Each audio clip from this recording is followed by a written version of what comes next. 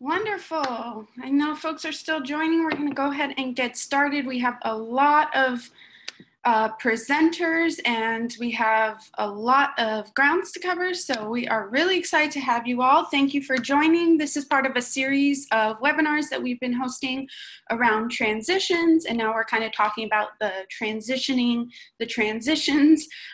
This is a guided pathways webinar that is supported by the California Chancellor's Office. We had one last week and we will continue to have a couple more, so thank you for joining us. Click to the next slide. Next slide. Just some technical announcements. Most of you, if you're not a panelist, we can't see you, but we feel your energy. We know you're here. We're excited to have you. If you have any tech issues, please go ahead and reach out to us and let us know.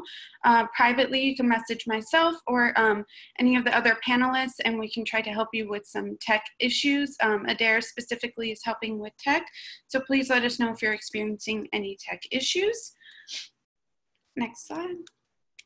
This is our team. Some folks aren't on the webinar right now. Some folks are working in the background, but it really takes a team to make this happen. So thank you to our team at the Career Ladders Project for working so hard on these webinars to make these happen. And for Adair Flores, who is the Zoom master and doing things in the background, thank you for all your work. Next slide. As we are thinking about transitions in mind, we're really thinking about how we transition students into the college, including early onboarding, dual enrollment programs, bridge programs, programs for students who are system impacted, formerly incarcerated, programs from the K-12, and really how this all fits into the larger guided pathways framework. So that is kind of what we're talking about when we are discussing the transitions. Next slide. And this is a framework. This was sent out a while ago, but just as a reminder, this is kind of the three ideas that we're talking about when we discuss transitions. The connection, so the connection to partnerships, whether it's K-12, our CSU partnerships, our four-year institutions, community organizations, thinking about the intentional design of our transitions.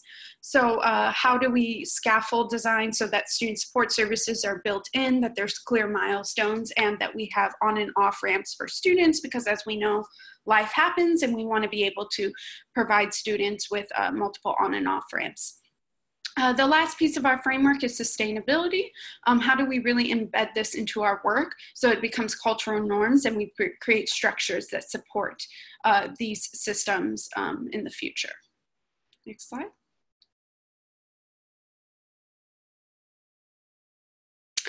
Just as a reminder, we do provide all of these resources. If you are on here, we will be getting a link with all the resources. If you signed up via somebody else, please feel free to drop your email in the chat and we can make sure that we send this all out to you. But we will be sending the resources, the links, the recording, all that to folks. So please know that that is coming to you. Next slide. And for our presenters, we are so excited for our presenters. We have quite a few people on the chat that are here to, or on the webinar, that are here to present around the work that they're doing. The first group of presenters is the Long Beach Partnership. And then the second group of presenters is the Rising Scholars Network. I'm really excited for you all to hear about the incredible work that they're doing. So let's, one more slide if you could click. One thing about our questions, there's going to be a lot of questions. So if you have a question for a specific institution, please put their name and then your question so that we can kind of gather those questions and make sure that they're being curated and asked to the presenters in an organized way. If you're having a tech issue, please use the following format, which is tech and then your issue, and then we will work to solve it. All right, so for our first presenters, it is the Long Beach Partnership. I will hand it over to Carol, who's from Long Beach Unified School District, to start presenting on their work. Good morning, everyone. I'm happy to be here. My name is Carol Ortega, and as a slide says, it says Program Administrator for Long Beach Unified School District.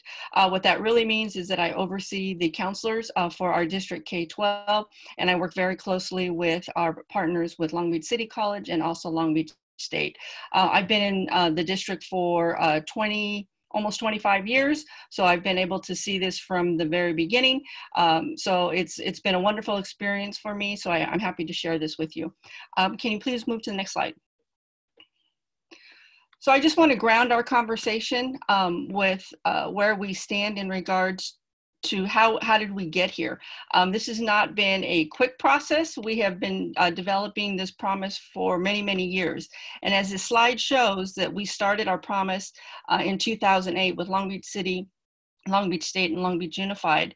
And then we progressed in 2014, and we started to include our Long Beach, the city of Long Beach came on board with us to provide internships for our students who were going through the Promise program. And then most recently, it was the Port of Long Beach. So they were our first employer that has gotten on board with our Long Beach College Promise. But truth be told, even though this says that we started in 2008, the reality is that we had started a seamless education partnership with Long Beach City, Long Beach State, and Long Beach Unified back in the mid-90s. So this is a long-standing program. There's a lot of expectations that come with being part of this program, and Amy will share that a little bit later. So I just wanted to give you some information about how it's been a long process. So this is not something that happens overnight. These relationships have been developed and really maximized over many, many years. So that's the strength in our program, is that this is not something that has been relatively recent, but something that we have curated over many, many years. Next slide. So I just wanted to also share with you an example of how we operationalize these relationships so that we have a system-wide approach in making a positive impact for all of our students at Long Beach. And that's the one thing that I always like to stress, is that our students, we consider them all our students, whether they are Long Beach Unified, they're Long Beach City College, or Long Beach State, and whether they're going to go from K-12 to Long Beach State, or whether they're going to go from K-12 to Long Beach City, we look at this as a holistic experience, and all of the students that attend our schools in Long Beach are considered all students for all three systems. So one thing that I think is unique, and I've had the opportunity to share this with other organizations, is that when we started the Promise back in 2008, we also started a subcommittee that was built on getting our counselors and advisors from each of the institutions together. So we have a standing monthly meeting with a subset of our high school counselors from Long Beach Unified School District, a subset of our Long Beach City College counselors, and a subset of our Cal State Long Beach advisors. And we meet every month. It's really a way that we keep our communication open. We share information back and forth. You know, when it's admissions, when it's application time for Long Beach City and Long Beach State, our counselors are providing direct feedback to those systems so that we can kind of nip any issue that comes up in the bud, so that we don't have a long-standing problem when we're trying to fix things later on. So this is also a really dynamic group. I know that many of you are probably maybe counselors or administrators on this webinar, and when I get a group of counselors together, they're always about, okay, what's the problem? How do we handle it? And they mobilize. So this is a very dynamic group, and those who participate in this group can share that same experience. So a couple years ago, we decided that we really wanted to have a focused effort on dual enrollment opportunities for our high school students. And there was a couple of different reasons for that. One, it became part of our California dashboard. And so we were being judged, our data was being reported out on this statewide dashboard. So we wanted to make sure that our students have a good access to Long Beach City College and dual enrollment. But there's also a benefit for Long Beach City College as well, you know, so it would be increasing the number of students that are enrolled in their programs. And then when you think about Cal State Long Beach, you know, how does it have an impact on them? Well, their impact is the more students that we can get to take these dual enrollment courses, you're going to see an increase of students who are completing their GE and major prep prior to getting to Long Beach State. So there's clear benefits for each of our institutions. And so we really wanted to figure out a way that we could make this a system-wide program and have a positive impact for all of our students in Long Beach. So one of the problems that we initially had was, how do we provide professional development to my counselors, to my K-12 or high school counselors, so that they're helping to advise and guide students into the right courses when they go to Long Beach City College. We did not want kids just taking random courses. We wanted it to be methodical. We wanted them to have a solid thought process as to why and which courses were going to be the most benefit to them, and how it was going to help them transition to Long Beach City and Long Beach State in the most meaningful way. So that was our initial problem. So I brought it to this group, our monthly meeting of the counselors and advisors, and I said, you know, I'm really trying to think of a way that we can provide a meaningful presentation or professional development for my high school counselors. And so one of the counselors, Elijah Sims, you know, said, well, this is what I would do. This is how I would tell the high school kids to help them to pick courses. And so, so he got up and he did, you know, a little quick tutorial, and I was like, yes, that's exactly it. You know, that's what I want to be able to provide to all of my high school counselors. And he said, well, that's essentially, in a nutshell, what we provide to our students when they take the Counseling 1 Orientation for College Success. And I said, well, there's no way I'm going to get all of my counselors to take that 1 unit course. So what can we do to make that a workshop for our students? And so we got to work on this committee, got to work and decided that we would be able to offer a professional development during the summertime before they came back to work in August. And so we converted that Counseling 1 course into a 6-hour professional development for all of our high school counselors. So we had a joint funded summer workshop, and we had participants from Long Beach City, Long Beach State, and Long Beach Unified going through this, basically this Counseling 1 in 6 hours. So it was obviously, it was a very abbreviated course, but they were able to walk away with a 55-page handbook that Long Beach City College had put together, so that when they do walk away, because it was a lot of information, you know, and I know that they're not going to remember every single thing that they learned there, but they had a resource to be able to go back to. And even more importantly, they had contacts at Long Beach City College now who were the presenters of this information, that they could give a call and make sure that they were advising their students best way that they were able to. So that's just one simple example. We have many examples of ways that we've institutionalized these relationships, but that's one way that we were able to kind of get everyone on the same page across the 3 institutions to help our students enroll in these dual enrollment courses so that it would be a benefit to them. So with that, I want to transition to Amy Orige. She is our counterpart at Long Beach State, and she's going to talk to you a little bit more about our sustainability efforts.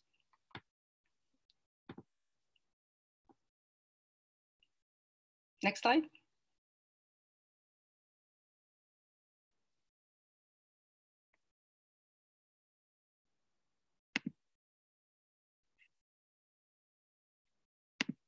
Hi, everybody.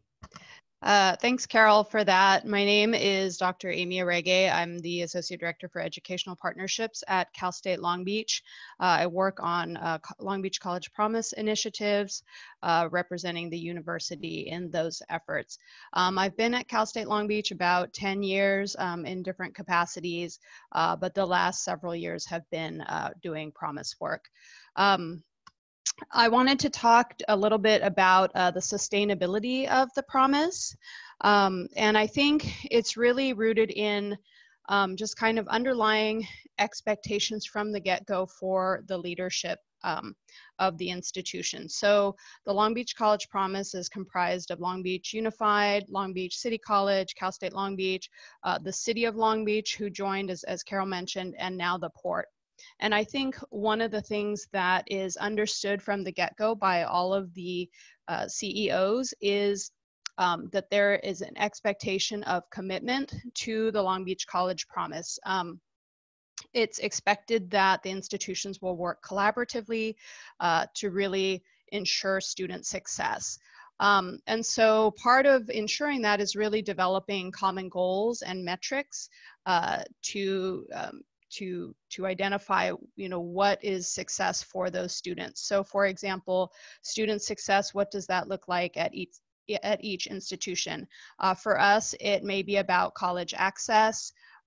It may be about college readiness. In some cases, it's about program development and discussing what are some of the goals that each institution needs to meet, and how do we develop programs to support that.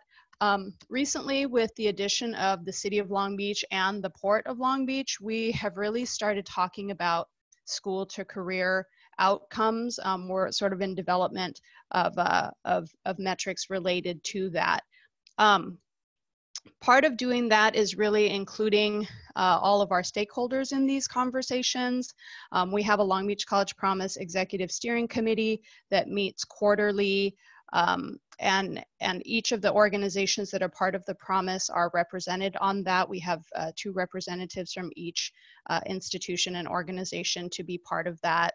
The CEOs from each institution meet biannually to really talk through some of the issues with the promise and talk about some of the goals, and I guess reaffirm those goals. I think lately one of the things that we've really talked about is adjusting to transition in leadership with and stakeholders. So we have a new superintendent in Long Beach Unified.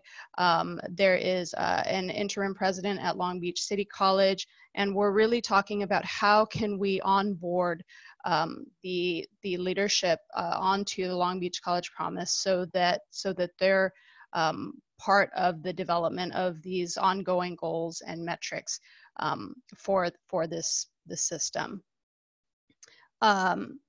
And then finally, the other thing I wanted to add was really part of the sustainability efforts, I think, are leveraging the College Promise to facilitate change within each individual organization. So that means, as Carol alluded to earlier, sharing information, sharing resources.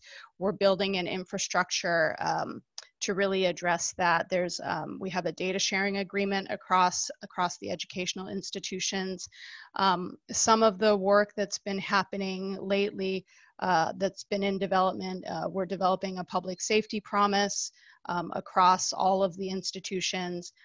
We've done a lot of work collaboratively across institutions with a grant from the James Irvine Foundation called Bridging the Gap, and through our Governor's Innovation Award that we received, where we brought members from each institution together to really talk about alignment across programs. So I think the thing that is most critical in terms of keeping sustainability of the promise is really putting the efforts of the promise front and center in all the work that we do, and involving our stakeholders in each of the components. And so with that, I will turn it over to our colleagues from Long Beach City College.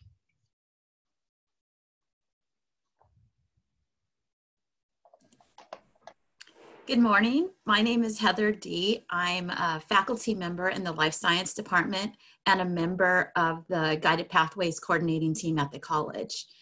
The efforts of Guided Pathways began at a national level, hosted by the American Association of Community Colleges, and that cohort consisted of 30 colleges nationally, 3 of which were from California, so it's Bakersfield, Irvine Valley, and Mount San Antonio College. We're part of Long Beach City Colleges as part of the statewide effort of 20 colleges that are participating in the development and implementation of the Guided Pathways framework.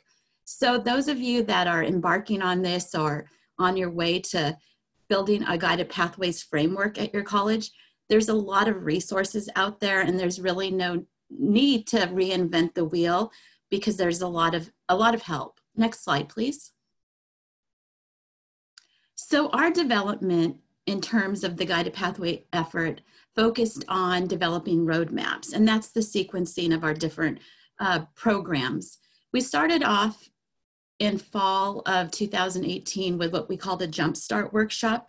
We scheduled several workshops where we asked faculty to attend and focus on sequencing the programs in their associate degree for transfer programs.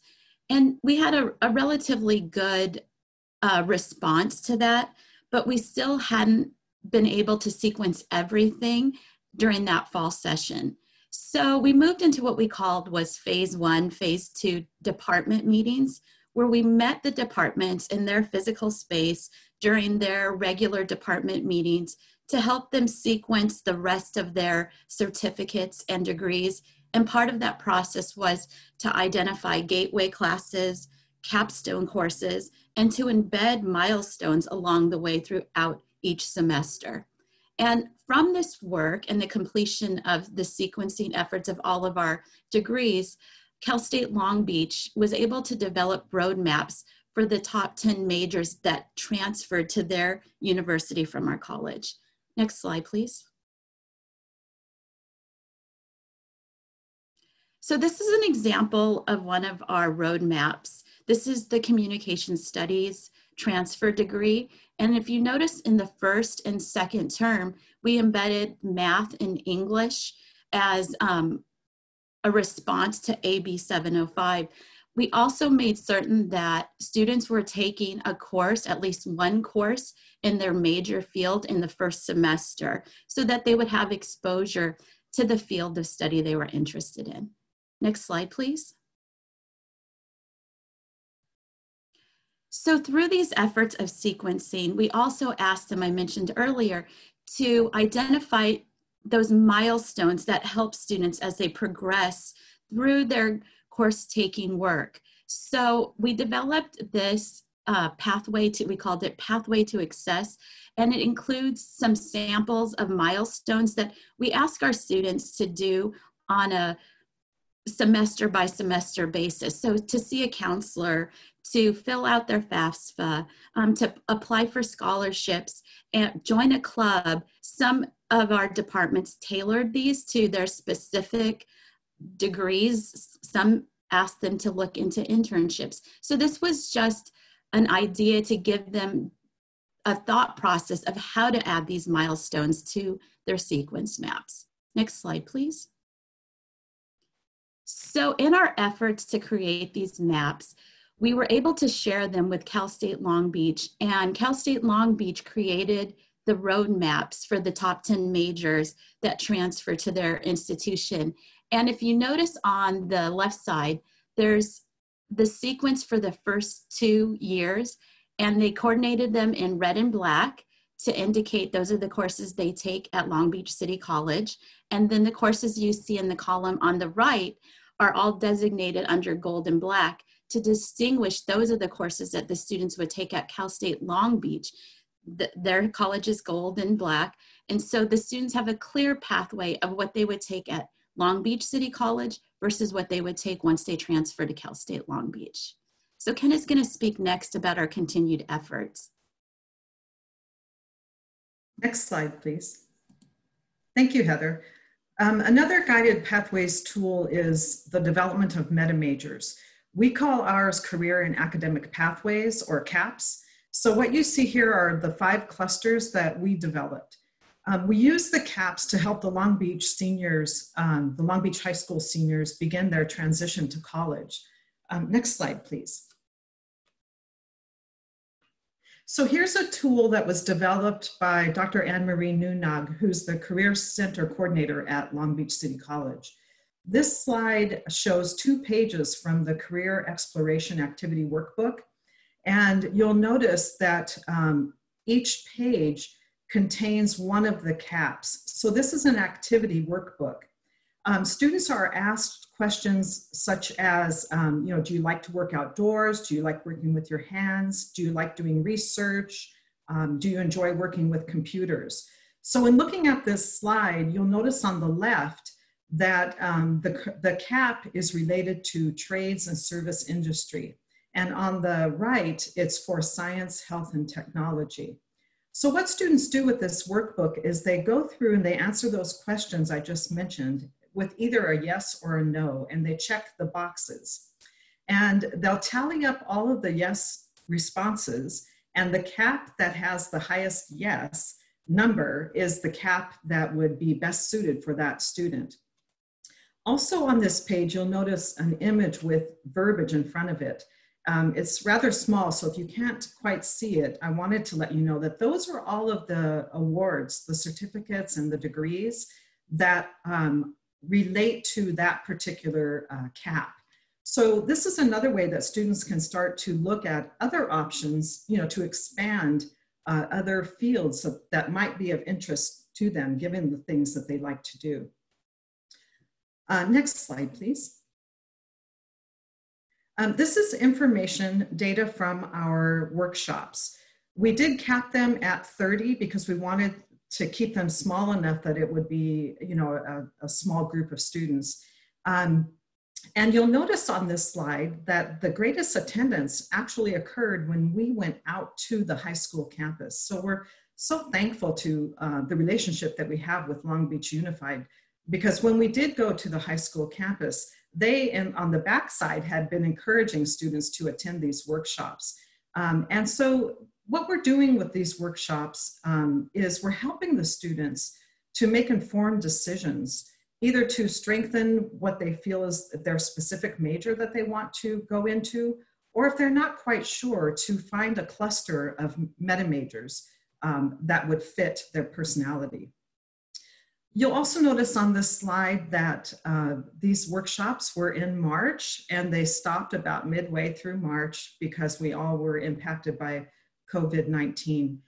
We will be picking up with these workshops once we all can, go back to our respective campuses. And we do hope and expect that these workshops will continue to help the high school students transition into college. Next slide, please.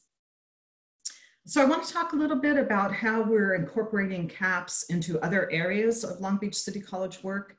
Probably the biggest lift would be us incorporating CAPS into our SIS system, which we use PeopleSoft at Long Beach. Right now, students can select a major, but what do they select if they don't have a specific major? And having the CAPS listed as an option for the students would not only help the students, but it would help the counselors as they're advising the students on what courses to take in their first semester or second semester. And other activities that we're planning on doing with CAPS are things that will help create a greater sense of community for students. So we're working with our first year experience counselors and even our second year experience counselors to develop different activities throughout the year where students can come together with their CAP students to help create this sense of community. So we're talking about a fall symposium of CAP clusters where we would have a week of CAPs where each day is designated for a particular CAP, and that would culminate in major exploration day. And then finally, we're looking forward to having our CAPs listed on the homepage of our website. We have a carousel, and to focus on one CAP per week. So now I'd like to turn it over to my colleague, Javier. Next slide, please.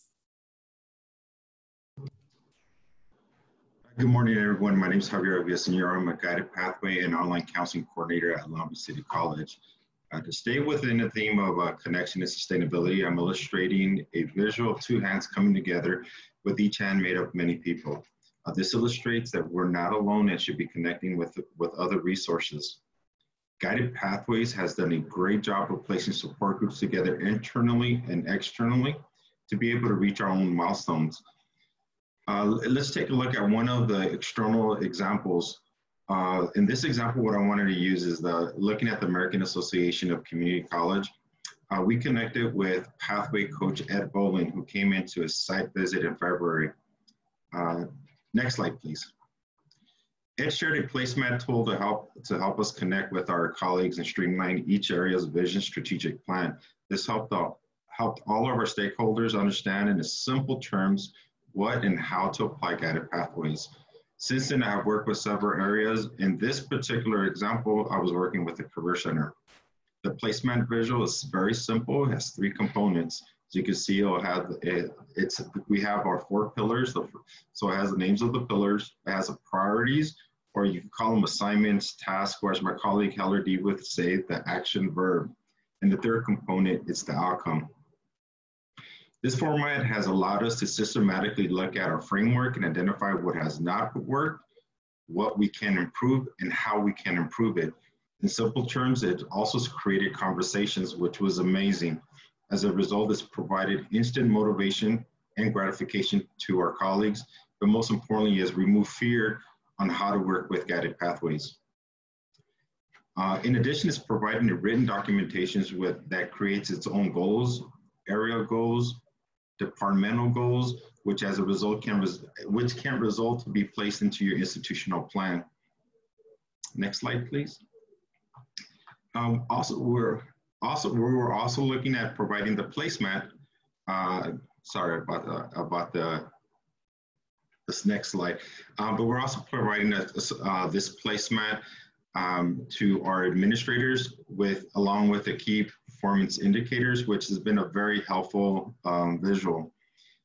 Some of the resources that we've talked about has been with the American Association of the California of Community College, but others within the state, we have the California Guideway Pathways and the California Community College Pathways that you can look at, and I'll provide the links on the next page, or sorry, on the chat, so you can look at those. But these are some of the resources that we have. I did have another slide, but it didn't make it through. But I just wanted to illustrate that these are simple tools that we can utilize. Doesn't complicate, it simplifies the process, and it helps folks understand what outcomes you need and what priorities you need to contain those outcomes. And this has been very, very helpful for all of our colleagues, administrators, and staff. I think those are it for my slides, and I would questions, leave it up for the audience at this point.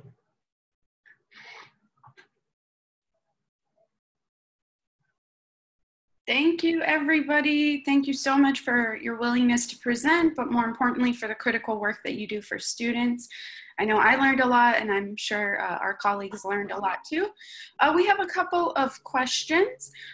First, I think it was for Carol. Have you been able to document or capture, or for anybody at the Long Beach team, any of the data demonstrated the benefits for each institution? So any increased dual enrollment, the enrollment for Long Beach City College. It would be really helpful, folks that in the chat, to continue to show data in order to make the case for this support. I'll jump in and say, yes, we collect a lot of data, like Amy had mentioned. We do a lot of data sharing. And so all 3 of our institutions, for us, it's called our research department, but I know it's called IR for the other institutions. They do an annual report for the executive staff and for the executive board. I don't have those links. Maybe Amy might be able to get to some of that data. But yes, we collect extensive data to show the growth. And that was, it's apparent because we really want to make sure that we're showing how the difference between the data that we share with Long Beach City College and how that impacts placement and how that impacts completion of courses. So yes, we have that data, and we can work to get that to CLP. I wanted to jump in on that, and that is on our longbeachcollegepromise.org site. It's not housed at any one institution, but that has our 10-year anniversary report that was published in early 2019, I think, and it reflects the 10 years from 2008 to 2018, and that has some data within that about access, and then first generation student access and things like that. Wonderful, thank you. We will make sure to add those to the resource page and share it with the folks. For Long Beach, has the Promise been able to maintain connection and move forward during the pandemic? How has the partnership help the institutions, and the promise help the institutions and region pivot more readily together to remote operations and or plan for the recovery as we emerge? Well, I'll speak to just dual enrollment in regards with Long Beach City College. Absolutely, we've been able to maintain, and I credit that to the relationships that we have and that we maintain over the course of the year, but it's not even the year, it's weekly interactions that we have with the Long Beach City team. So immediately, as soon as we had our schools closed, we contacted Long Beach City and said, okay, how are we going to manage these dual enrollment? And so we pivoted. We changed the way that we do our processes. We put everything online. We connected with admissions and records and said, you know, will this protocol work for you? And so they said yes. And so today, my counselors have been super busy all week long because today is the deadline for dual enrollment registration. Yeah, I would say that we have been able to pivot. And again, I credit that completely to the relationships that we have. I would also say that we have matriculation teams that come out from Long Beach City College to our high schools. And so they immediately called me and said, okay, how are you guys handling this? So I gave them a schedule of how we set up our synchronous and asynchronous courses for each of our high schools. And so then they came up with their plan on how they would reach out to the students who had already applied to Long Beach City for the fall. So yes, we have made that pivot. You know, we're still learning. We're still working out the kinks because this is new to all of us. But then also, we have a Long Beach City College 2.0 subcommittee, and so we have continued to meet on our regular basis. I haven't pulled the counseling and advising team together just because there's so many questions basically being in this closure that I think it would be hard to get through that meeting with any solid answers because there's so many things that are unanswered at this point. But yeah, we will definitely reconvene as soon as we can. But again, a total credit to our teams at Long Beach City and Long Beach State for being there to support us, and we try to be there to support them. And then again, knowing who your contacts are personally at Long Beach City and Long Beach State make all the difference in the world. So we had to plan: are we going to continue our Long Beach State dual enrollment courses, because we have some Long Beach State dual enrollment courses as well. And so I was able to reach out to them and let them know what that protocol would be for this summer. And so again, me knowing who to pick up the phone and call, it makes all the difference in the world.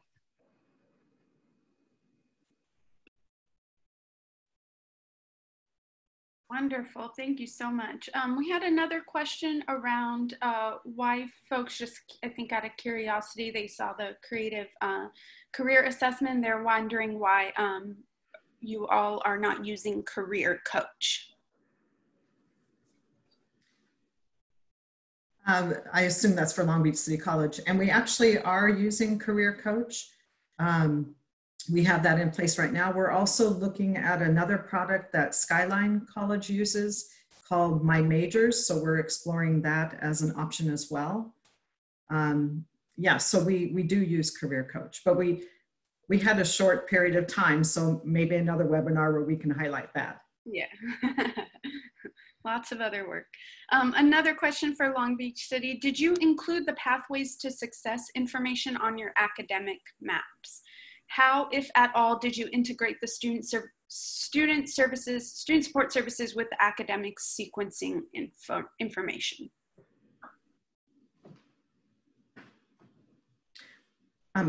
Heather, you're welcome to chime in, and Javier as well.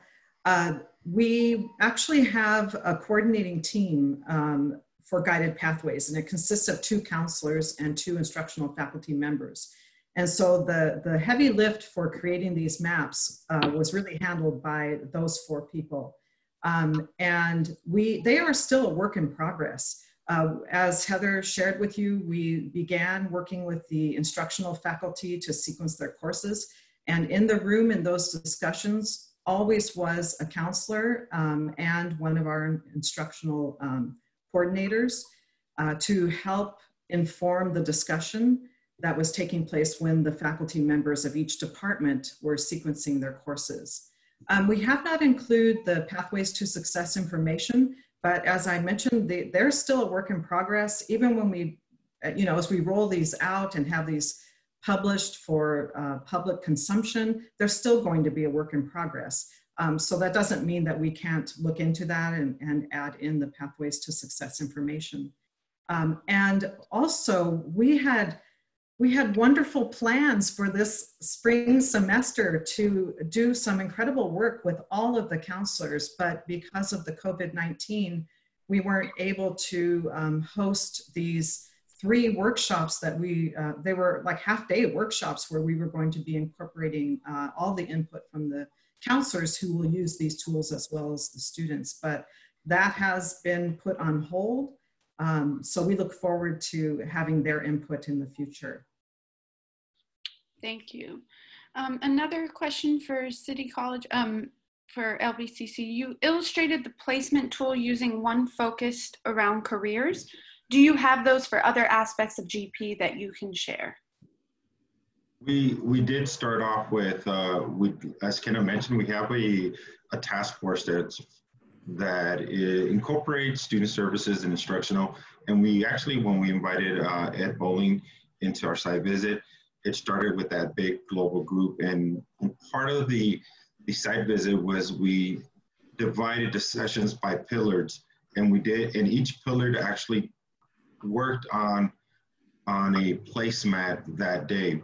We took it back to the task force and then developed another placemat. So it kind of started globally and it's working its way down. This was just one example of how we're using it in the micro level, but we do have other areas that are using it in the micro, and we're still using the global one as well for the task force. So it's a work in progress, but we do have some examples that we could share, and we could also share the placemat tools that Ed Bowling shared with us. That was part of his example that he provided us as well. Wonderful. Thank you. We'll make sure to add those to the resources, and thank you for being so generous to share everything and all your resources. We had another question around professional development. With the professional development workshop, this is for Carol. Will it happen virtually this summer for 1 credit like it was done in the past? If so, what will that look like? No, I do not think that we will be doing that particular training again. That was kind of a one-shot deal. Because we work so closely with our partners, that was like to provide the foundational information to all of our counselors about placement at Long Beach City College. So moving forward, we utilize our counseling and advising committee that I mentioned to ask questions and to work out details, and then that information gets shared back with the counselors. So it's not an ongoing workshop. It was a one event, but it was that foundational event that we provided. So we do not have any plans for this summer in any type of virtual in this similar experience. Wonderful. So we also had one question that asked, do you use CCGI? And Carol answered in the chat that LBUSD does not use CCGI. Just wanted to bring that to the forefront. All right, thank you so very much, Long Beach Partnership. Thank you for presenting. And more importantly, again, thank you for the critical work that you do for students. I will be passing it over to my colleague at CLP, Amal Issa, who is going to be introducing the next group of presenters. Thank you, Long Beach Partnership. Thank you, Sherry, and thank you, Long Beach. So for the next section of our presentation today, you will be hearing from a number of organizations and colleges, part of the Rising Scholars Network. With us today, we'll be hearing from a number of our colleagues across the state. On the next slide, I'd like to introduce you to them very briefly before they begin sharing more about their work with you all. So from the Rising Scholars Network, we have Rebecca, who will be introducing herself in just a moment. From Shasta College, Robert Bowman. From Southwestern College down in San Diego, Abdushakur Omar. Laney College here in Oakland, Roger Chung. From the Youth Law Center, Katie Bliss. And we'll be closing up with a student speaker, Jacqueline Rodriguez, to close us up and lead us into questions. So without further ado, I'd like to introduce you all to Rebecca, who'll get us started. Hey everyone, thanks so much. So I think it's helpful to remember why we're actually having these conversations about guided pathways, which is that the most important thing here is to be student-centered, and being student-centered means figuring out how your students can be successful. So the overriding guided pathways work is incredibly critical, and sometimes we need to think critically about particular groups of students and what they need. So this particular portion is about incarcerated and formerly incarcerated students. And the good news is that the California community colleges are doing an amazing job. We have, one of the reasons that if you ever email me, you see a very long footer on my email is that we're actually in the process of rebranding and changing the name. The colleges and this work started through nonprofit independent organizations. It started locally, it grew organically. In 2014, there was essentially nothing. 2015 even, there was essentially nothing in the state. And it's only 2020, right? So we're talking in the course of 5 years, the state went from essentially almost no presence of both incarcerated and formerly incarcerated students in the community colleges, CSU and UCs, just a couple of one-offs here and there, to a system-wide network serving thousands. It's been incredible, and the community colleges have led the way. The former, it was known as Corrections to College when we were the umbrella organization for all of it, for the nonprofits, the UC, CSU, community colleges. We have changed with Chancellor Oakley's strong support to the California community, to focus on the California community colleges, the Rising Scholars Network.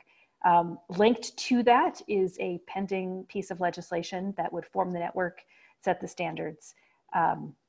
We will see how, you know, in this new upside down world, how that proceeds. But next slide, please. So super briefly, why does this matter? What's important here? Best estimates that there are about 8 million Californians who themselves have personal involvement with the criminal justice system. That's not counting their children, their families, their spouses. Most community colleges have huge percentages of students who have either experienced incarceration or their family members have. And when you are talking about something that is critically tied to inequities, to social inequities, to racial injustice, you're talking about students who need some extra thought to succeed on campus. And the great news is that the colleges you're going to hear from today are doing that good job. I want to point you to a few of the numbers so you can get a sense of the scope. There are, for students in prison currently, there are about 6,000 AA and ADT students, that's community college students. That enrollment is somewhere around 14,000 enrollment, another 3,000 in jail. Those students are coming home every single day, and they want to continue their education, and they want to continue in the community colleges. About 30 colleges have developed on-ramp reentry pathways or programs on campus that help capture the students, support them, and help them be successful. So I'm going to highlight 3 things and then hand it off to whoever is going to join next, and I will continue some of that as well. 3 things. Number 1, you will hear consistently that the colleges staff with someone with shared experiences. It's a minor point, maybe, but critically important. I think we underestimate the value of students experiencing others in staff and other support positions who share their experiences. Number 2, the warm handoff, the being present. It makes a huge difference for a student who has experienced phenomenal education failure prior to landing on your campus if they're told, go to this department, here's the address, call this person, here's the phone number, or if you walk them there. And you will hear that consistently from the colleges today. And the third thing is building that trust with students who may believe for all kinds of reasons that they don't belong on campus. If a college can accomplish those things, they can be unbelievably successful. So with that, I will, I'm going to ask Eva Jimenez, who I think just joined, to present some of the information about Shasta, and I can support that as needed.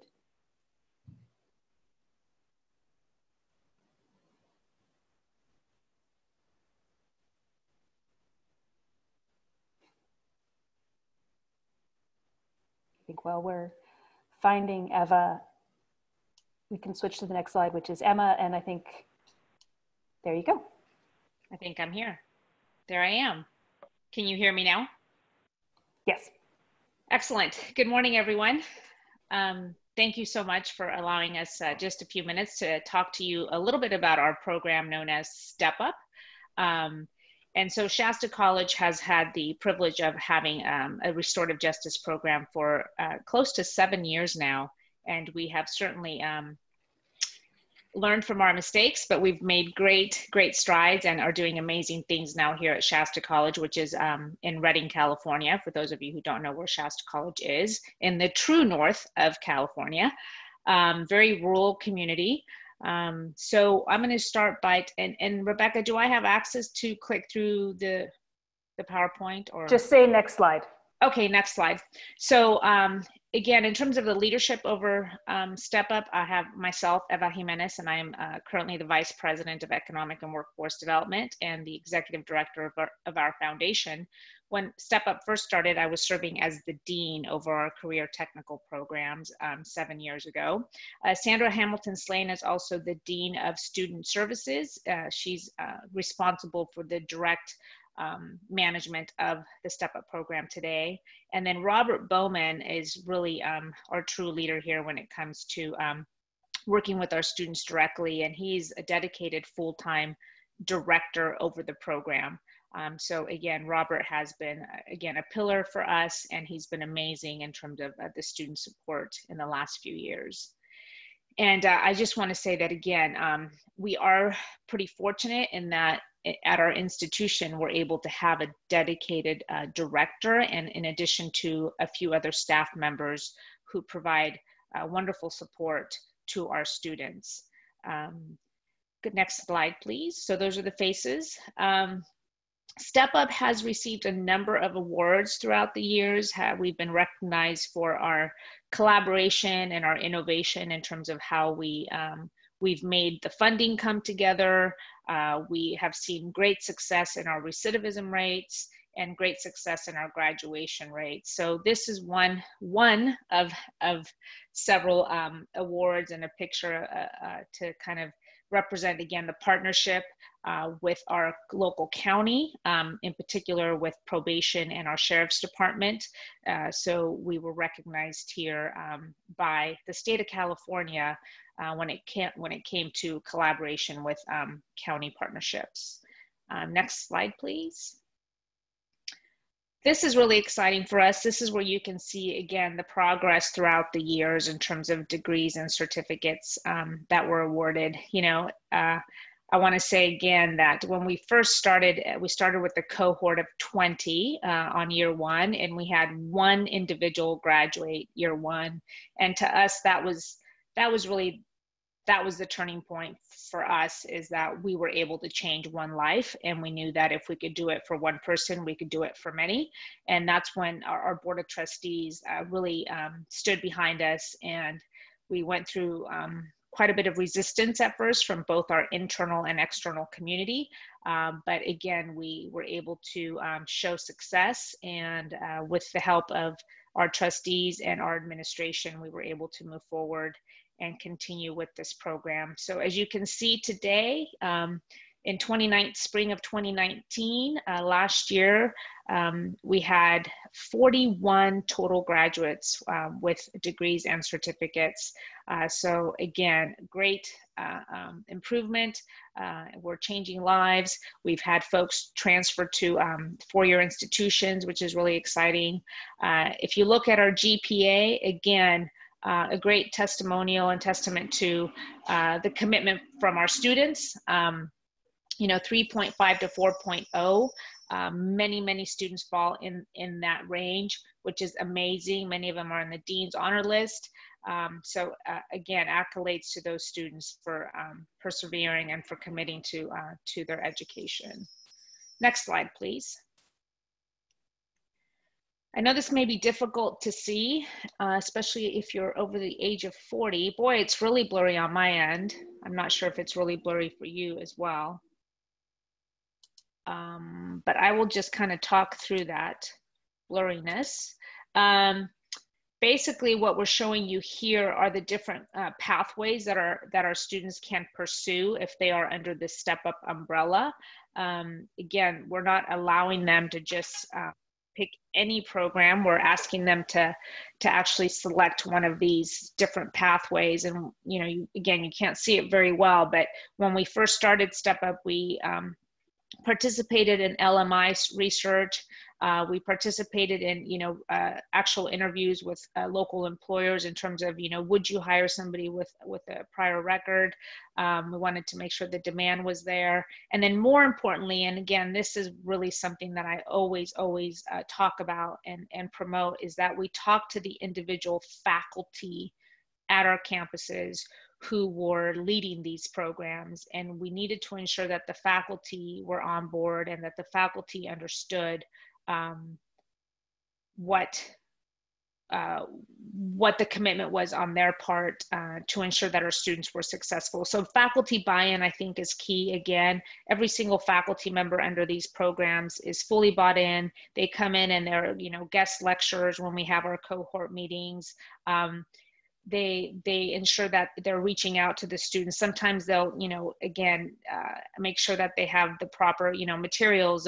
They'll make sure that they have fuel to get to school. And again, the faculty just go above and beyond to ensure that our cohort is successful. Again, I apologize that it's blurry and I'm trying to read the chat as well. That's okay. Okay, so we have welding, we have automotive, we have business, and our most popular program, I would say confidently, about 80% of our students are pursuing heavy equipment. And we are one of 3 campuses in the state of California that still has a heavy equipment program. And it's a very hands-on program. And again, 80% of our students in Step Up are pursuing a heavy equipment certificate. And that also can lead to a stackable certificate in truck driving and crane operation, and now logging.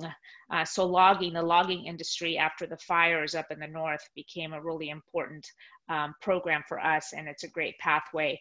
The one really unique thing about the heavy equipment program is that it actually is mandated that all students go through a drug screen, a drug testing process. And again, it's wonderful to see that many of our students are, pursuing this program. They're going through a drug testing process at the beginning, and then they also go through a random drug testing as well. So they all know that what they're signing up for. They're all randomly drug tested, and we are very, very happy to say that 99% of our students have passed with flying colors each and every time. So it's another way, again, to hold them accountable, and our faculty members there in that area just really truly support and enjoy our Step Up students. Next slide, please. And I'm not able to, should I just read the chat now if there are questions, Rebecca, or just wait until the end? So we're going to do questions at the end of the whole section. So you can just go through. Okay, so questions just around. Yeah. Okay. Okay, thank you. Okay, I guess you're going to the next. Okay, I don't know what's happening. The PowerPoint is going to has a no worries. It does. Thank you so much, Eva, from Shasta College. We are going to introduce the next speaker, and we'll come into the questions after all the speakers have shared. Sounds great. So the next we have, thank you. We have Abdishakur Omar from Southwestern College. Thank you for having me. Thank you for being on this morning. It's a pleasure and an honor to be here, to be speaking about the topic. At Southwestern College, we are sort of, it's a multi-approach, multifaceted, multi-team kind of work with this sort of restorative justice. That's what we call it. But names is going to change eventually to Rising Scholars. So I'm just here to talk about what we do specifically and how we onboard students from a perspective of a team approach, what we do campus-wide and things like that. A little bit of history for us at Southwestern College. One of the opportunities that we had early on before we even started that is we got awarded we had the opportunity to be awarded the second chance Pell under the Obama administration. That were given actual Pell Grants to a certain amount of students that are incarcerated to do, programs and stuff such as that. So we do have we started with Donovan State Prison that's located in Otay Mesa in South San Diego, and Southwestern College is located in Chula Vista, South San Diego as well too. So from that, once we understood that the need and a lot of our students were getting released and coming back to the society, and coming back to education, was important for us to understand, okay, what do we do to bring them back to the college fold if they decide to come and, kind of sharpen their skills or finish some things here and there. So some of the things that I'll be talking about is our, team approach to our monthly meetings, systematic changes that we do within the system itself, and having a humanistic approach to our students and just and restoring dignity as well too. And finally, looking at the whole system from an equity focus and understanding the power of language as well too. So for us, my name is Abishkor Omar. I'm one of the, faculty/counselor. I'm actually not the point person because we have numerous point person. I happen to be the point person because I meet with the students when they see me to create an actual intentional educational plan so they can have the right tools and necessary things in order for them to be successful. So one of the biggest things and challenges that we work with in terms of when we onboard students is you just got to make sure that, understanding and helping them kind of navigate through the system. So one of the things is when they walk on campus, instead of me sitting in my office, I go out and walk with them, have a cup of coffee on the yard or something on the campus. So they could just feel at home because they're now going from one system to another that's really new and foreign to them. So for us, we have, when I say a team approach, so we have people that are placed in admissions or records. We have folks in financial aid. I am in counseling. We have folks in outreach. We have people in the foundation, the student equities office, all our VPs, the food pantry and all that. Everybody in mental health, we meet once a month and discuss both inside and outside and talk about what the barriers and challenges are, how we can help students in terms of food security, money for bus, laptops and computers and things like that. So kind of the most basic need that our students would have, especially who are formerly incarcerated or system impacted or justice impacted, is they need those little small things that sometimes it's hard to get, like a laptop or a bus pass or something to eat to get through that. We also, one of the unique things that we've done over the past year and a half is one of the parole offices in San Diego is located in Chula Vista. So as a part of their monthly parole, we've actually host the parole office on our campus so they can present providers to all the parolees that are getting released once a month. And that's always the first Thursday of every month. And that's where we go and do recruiting as well too. And we end up running into students that are coming from all over the state of California who want to come back to school. They've taken courses from as far as Shasta all the way down to San Diego as much as possible. So, and when I mean providers, I mean the parole talks about what they need to do, all the legality stuff, and then you have banks, you have health services, you had food stamp folks, housing, people that clear childcare and all that stuff. If you owe childcare from years ago, how to get your driver's license, everything possible as much as possible. So we do that. Parole host that monthly meeting, and that's important for us because it demystifies and takes away the stigma of, okay, I'm going to my parole and all that, but it's actually happening in an educational institution, and that gives us an opportunity to give a pitch and say, hey, education is an opportunity. If you don't want to go to work and you don't have the opportunity and you want to go to education, we're here to help you as much. And we invite our sister colleges, the Region 10, San Diego City College, Mesa, Miramar, Cuyamaca, Grossmont, everybody that's possible that could come, because we know we can't house all our students. They're going to be all over San Diego County. So we want to make sure we create a partnership. And then the other third thing is a systematic change in breaking barriers for students at each step. So for example, one of the things that we really do very, very well at is financial aid. When financial aid is one of our challenges and barriers. So what we do is we have a point person, an actual financial aid specialist that works with formerly incarcerated at Donovan State Prison and our currently our formally justice impacted, system impacted students on campus and walk them through different things. For example, if they had a default in a loan, what does that look like? How can we clear that? Or if they had, they did some things and they took Pell Grant years ago and ended up dropping classes, how do they navigate through that whole system? One of the biggest challenges has been a lot of students have been incarcerated. So when they come to financial aid and say, hey, I've been incarcerated for years and years, what happens? I don't have any tax returns and things like that.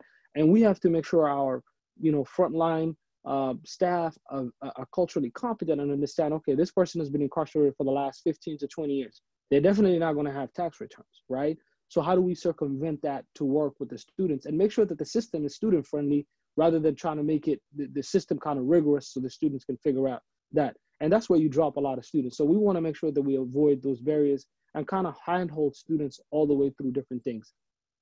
And then the other thing is when I meet with them and look at that, the humanistic approach that we talk about for our students is to restore dignity. When I create student educational plan with students and sit down, I intentionally put them in the first semester or two courses that I know are going to have some kind of rhetoric or information. Like we have our first college composition course we have a course that's taught based on restorative justice, formerly incarcerated folks. So that course would be beneficial.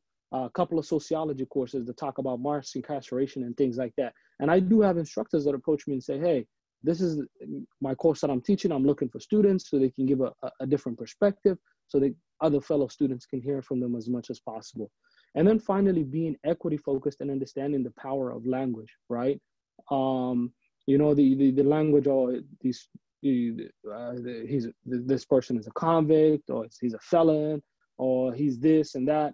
I think we at Southwestern College are trying to get away from that labeling, and I hope that we can adopt that language statewide. And a lot of colleges and communities have adopted that.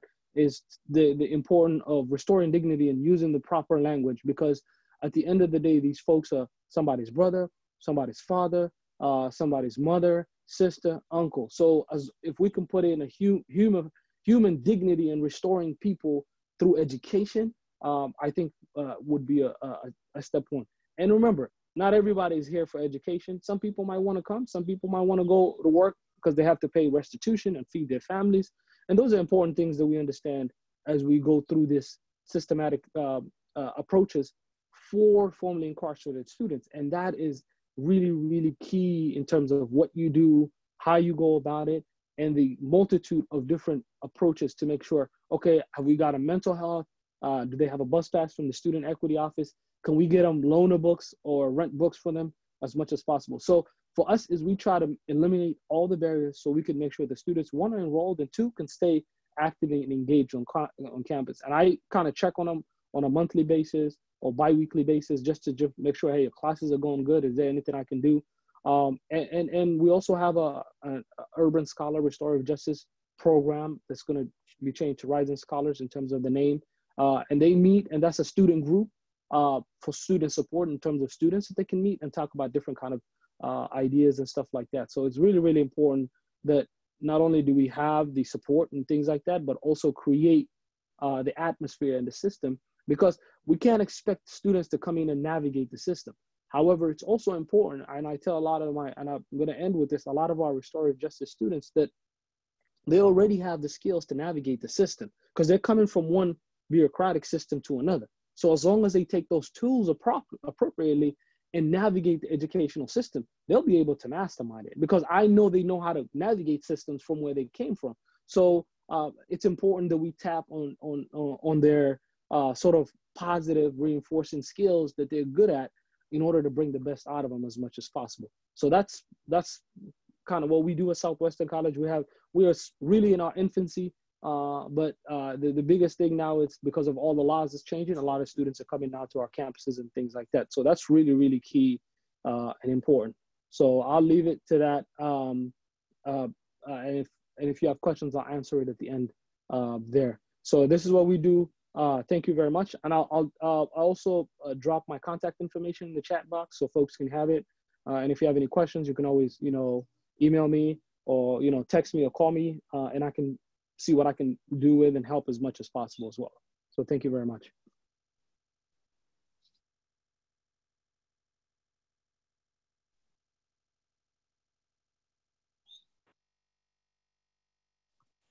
Thank you, Abdishir. Next, we have Roger Chung from Laney College. And I think we're just unmuting him right now.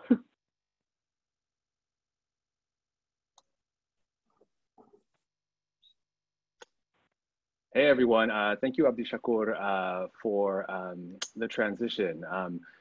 What you're looking at right now is our brand new logo. So you are part of the actual first official statewide unveiling of our new logo. We had the redesign happen right about when Rising Scholars Network was formed. And so this is us, we're restoring our communities of Laney College. We're in Oakland, California. And we just we call ourselves ROC. And so today, what I thought I would do is kind of think about the guided pathways framework, but kind of think about it before and after for formerly incarcerated students. Like Southwestern, we're one of the newer programs. We've been around since around 2016. We're heavily inspired and we heavily draw from a lot of the best practices that a lot of the older programs have. And so I wanted to focus on two kind of major components that I think are key for our program. And so if you can go to the next slide, please. In addition to a lot of the guided pathways work, when a student gets onto campus, we wanted to kind of conceptualize what guided pathways would look like specifically for formerly incarcerated students. And so I'm sure everyone kind of recognizes the 4 pillars of guided pathways, and you got our logo both before and after. And so some of the things that I'd want to talk about today in thinking about the development of ROC, as well as the scaling of ROC, is what happens before and after, and in addition to how do we focus on the pathways in between. And so some of the questions that Rebecca brought up were questions of trust. And so unlike strong programs like Southwestern, part of the ways that we're seeing these programs build trust is having a presence on the inside, whether they're in jail facilities or prison facilities. And so for us in Oakland, California, Alameda County, we're heavily impacted by the criminal justice system. Formerly incarcerated folks, right, live in high densities in our service district. However, within our service district, we only have one correctional facility, and that's one of our juvenile halls. And as a result, part of the ways that we build trust, we don't really have a presence on the inside for a lot of our prison system. And so as a result, one of the things that we really try to develop, as Rebecca said, was trying to build the trust. And so as Rebecca said, currently and formerly incarcerated students often have harm relationships to education. And one of the recommendations that has been out there, for years is to have a peer, right? And so one of the things that I want to talk about later is how do we really kind of invest in having formerly incarcerated folks in official classified capacities at our colleges, right? And the second thing that I want to talk about that is one of the pillars of both guided pathways, one of the pillars of ROC, is after. And so we know that, all the data suggests that education could be individually transformative. Students can be inspired by education, students could change their perspective, students can even change their behavior.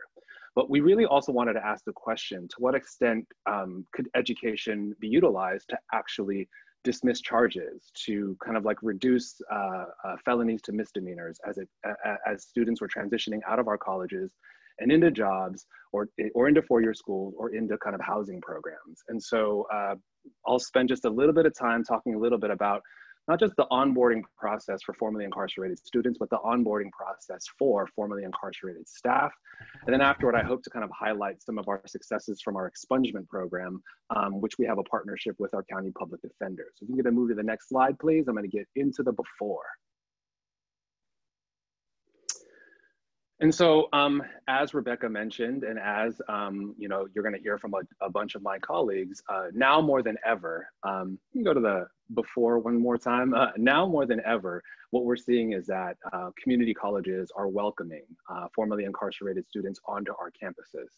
The estimate that 8,000 folks could be impacted, right, or 8 million folks could be impacted by our criminal justice system is significant. And as a result, we wanted to kind of think about how to welcome them onto our campuses. In other words, if we're willingly welcoming formerly incarcerated students on our campuses, we are very much kind of saying that, we're not afraid to serve them, right? That they're welcome onto our campuses.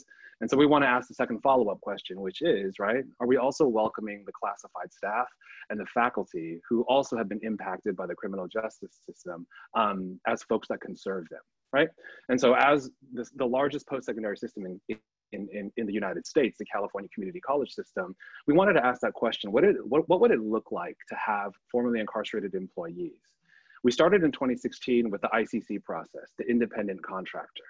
But we really wanted, right, our formerly incarcerated folks that, you know, may have significant rap sheets to be able to be welcomed on the campus and use their prior incarceration as a strength to help mentor a lot of our students. And so part of what we did was we tried to move from the contract and move to actual classified staffing positions. This required developing of job calls, developing the request to advertise, doing the interviews, right? And so what it really also kind of forced us to do was really think deeply about how to work with human resources around banning the box and around a nexus analysis around whether or not the strongest candidate for the job, in this case, formerly incarcerated persons themselves, would have a fair shot at getting an interview and getting an offer for the job. And so we heavily leaned on a state chancellor's legal opinion, worked with our college president, developed the job call with human resources. And it took about a year, but about 1 year later, we were able to onboard our first 2 classified staff who were formerly incarcerated. In combination, both have served county jail time, state prison time, as well as federal time. And so we really thought that this particular team of 2 service specialists would be able to really kind of encapsulate a lot of the multivariate experiences that formerly incarcerated students were going to bring. And so this was one of the things that we developed to really try to build trust with students in light of the fact that we couldn't build trust on the inside with no correctional facilities in our service area. Can we go to the next slide, please? And so one of the ways that we kind of thought about the before pathway, and then a lot of the best practices you've heard about, right? Really building the cultural competency, really getting the faculty on board, dedicated counseling, all these things that Southwestern's doing, as well as the program that you'll hear about after me, Project Change. We also wanted to kind of imagine what it looked like in a guided pathway after, right? And so some of the things that we've seen is that there are tremendous kind of barriers around something like occupational licensure. And so we wanted to make sure that we had something in a guided pathway to ensure that students who had significant records were not choosing programs where they may be denied an occupational license at the end. But we also kind of saw relief as a potential component of a guided pathways program. We wanted to look at the ways that education might actually even compel judges to reduce felonies to misdemeanors. And so we work closely with our Alameda County Public Defender's Clean Slate program. And so if folks have heard of Clean Slate across the state, it's utilized county by county in different ways, but in general, it allows for criminal record relief in the process of dismissing things, reducing things, and applying entitlement programs like Prop 47 or Prop 64. And so some of the things that we kind of thought about with our lawyers in our county was, right, when someone comes to you and they want to clean their slate, how much time are you spending in actual attorney time? And we want to reduce that. We want to allow attorneys to do attorney work, and we'll do the educational kind of like consultation and counseling.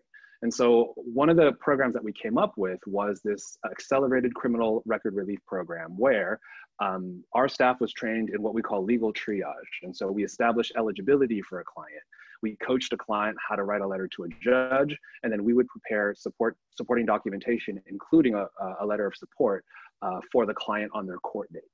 And in so doing, we also developed a release of information authorization, which allowed us to communicate more closely with the public defender about our mutual clients. And as a result, one of the things that we've seen a lot of our students have more direct access to employment. Students are passing housing background checks in more significant ways. And we haven't seen this a lot, but we have seen the record expungement for one of our welding students who got a certificate, got into the workforce, also be able to be eligible for now DACA. And so as we kind of thought about record relief, we really kind of thought about the ways that education could be transformative for the individual, but we also really are trying to scale the ways that the county looks at a community college education as a form of actual barrier removal. In other words, right, we really want to see in our county something happen where if students are demonstrating, right, work readiness, students are demonstrating kind of fitness for transfer, that they're awarded for it by having their actual barriers removed. And so we've had about 40 students go through this process in the first pilot. We're scaling it now. We also have done some videos on it, and so we hope to share those. I was going to share one today, but there wasn't closed captioning yet. We want to make sure that it's totally accessible, and so when it is available, I'll send it over to Career Ladders Project and allow folks to watch it. Interesting thing about kind of like the after component was we really thought that it was just about removing a barrier. What we found in kind of like both the quantitative and qualitative research after was that it really also gave students a sense of empowerment. It kind of changed the horizons in which they thought that they could kind of explore jobs, majors, and I think it also kind of built a lot more trust in certain components of the criminal justice system, and it allowed folks to kind of like also feel more free, even though, right, they still might have some records on their rap sheet. And so at Laney College, some of the things that I think are kind of special to our program are kind of like these before and after conceptualizations of the guided pathways process. And I think I am out of time, so I'm happy to answer questions after the end of the presentation. But I do want to introduce my colleague, Katie Bliss, who we work very, very closely with. Thank you for having us from Oakland, and we'll talk to you soon. Hi, everyone. I'm Katie Bliss. I'm the California Higher Education Coordinator at the law firm Youth Law Center in San Francisco, and my role is to provide support and build capacity for post-secondary programming for juvenile justice youth in California, and to advocate systematic policy and legislative change to create opportunities for higher education access for youth who have been in juvenile detention.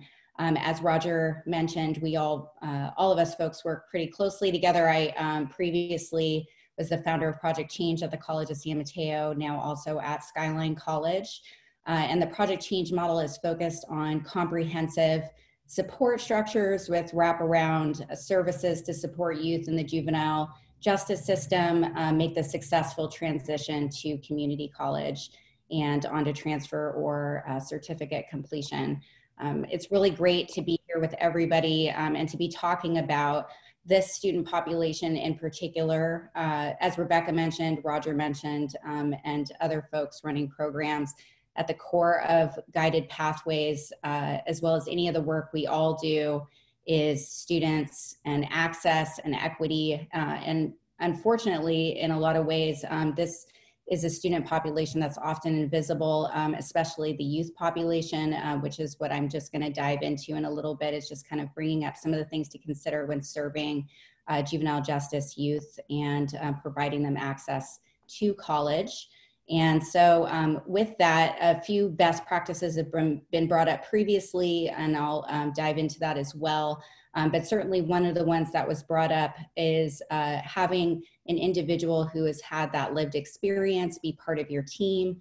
Certainly I come to the work as well and got into this because that was my experience, having been in the juvenile justice system for the majority of my junior and senior year of high school, and then trying to navigate the often very confusing and challenging pathway to community college, and was lucky to find a bunch of faculty and staff who were very supportive in helping make that transition. But I think, fast forward, oh God, 20 something years, we don't need to go into how many years it's been since then.